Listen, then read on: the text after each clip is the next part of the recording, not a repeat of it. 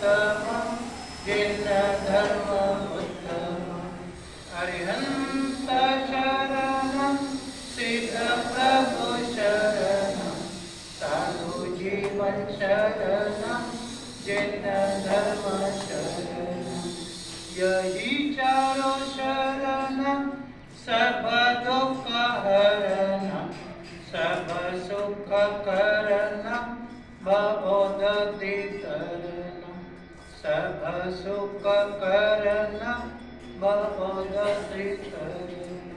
जगल देवाची देव पार्श्वनाथ भगवान की जय। मूल नायक आदिनाथ तीर्थंकर भगवान की जय। वर्तमान जनशासन नायक महावीर भगवान की जय।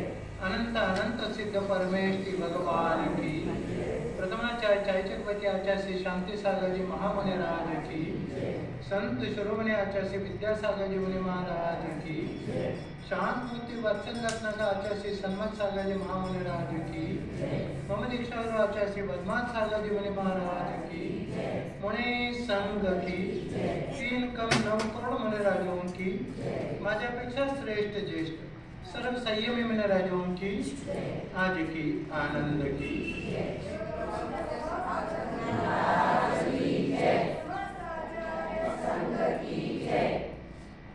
आज कुठला विशेष दिवस आहे सगळ्यांनी मोठ्याने मोठ्याने सांगितलं पाहिजे। आचार्य अरे पण आचार्य नाव विचार आहे काय नाव महत्वाचं आहे बघा। तुम्हाला जे काही नाव मिळालेलं आहे त्या नावामधून तुमच्या नीतीचा काहीतरी तुम्हाला संदेश मिळतो तुमचा पाप पुण्याचा काहीतरी संदेश मिळतो। तसं आमच्या गुरुवर दीक्षा गुरु यांचं नाव काय आहे वर्धमान सागर। वर्धमान सागर म्हणजे यायचं काय वर्धमान अवस्था शुक्ल पौर्णिमा अमावस्याच्या अमावस्यानंतर शुक्ल पौर्णिमेचा प्रतिभा शुक्ल पर्वाचा प्रतिभाचा दिवस चालू होतो आणि त्या दिवसापासून काय होतं चंद्र कलेने वाढत जातो त्याला म्हणायचं वर्धमान अवस्था। आणि ती वर्धमान अवस्था आहे आचार्याने स्वतःची जीवनामध्ये तर अनुभवलीच। ती कशामुळे तर त्यांचे गुरु सन्मती सागर कोण आचार्य श्री सन्मती सागर तर त्यांच्या सन्मतीचा प्रभाव यांच्या आत्म्यावर झाला आणि त्यांचे वैराग्याचे संस्कार प्रफुल्लित झाले आणि 2002 साली 2002 साली दीक्षा वर्धमान सागरांची तिथे आचार्य सन्मत सागरांच्या हस्ते झाली 2004 साली झाली।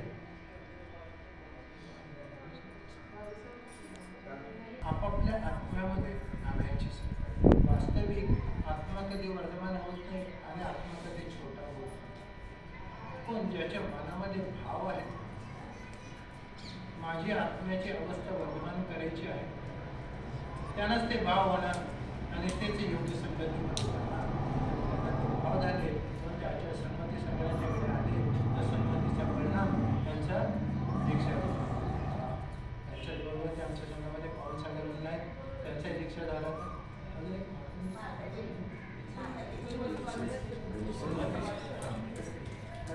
या दीक्षा संस्काराला हे महाराज नव्हते त्यावेळेला एवढेच होते त्यावेळेला पुण्याला होते आणि पुण्यात आम्ही ते पॉम्पलेट पाहिलं दीक्षा तिकडे निगडीच्या मंदिरावर तेव्हा आमचे भाव झाले की आपल्याला पण काहीतरी दीक्षा घ्यायची आहे चला निदान काय असतं दीक्षा मस्त बघूया तर आणि आमचे कर्मधर्म संयोग आम्ही तिथून पुण्यातून इथं आलो कोल्हापूरला गेलो कोल्हापूरला पुणे पूर्वीचे पाहुणे आहेत त्यांच्याबरोबर गेलो आणि ते म्हणाले चला आपण जाऊ इथं काही आणि त्यावेळेला तिथे ते वर्धमान कॉलनीमध्येच कुठे वर्धमान कॉलनीमध्येच गेला हां म्हणजे नावाचा संसार कसा असतो बघा वर्धमान कॉलनीमध्ये हे वर्धमानस्थ झाले आणि नुसते वर्धमानस्थ नाही झाले त्याच्या पुढे सागर जोडलेला मग सागर कसा केला तर हा 33 मुलींचा सागर त्यांनी तयार तर आम्ही आज हीच भावना करतो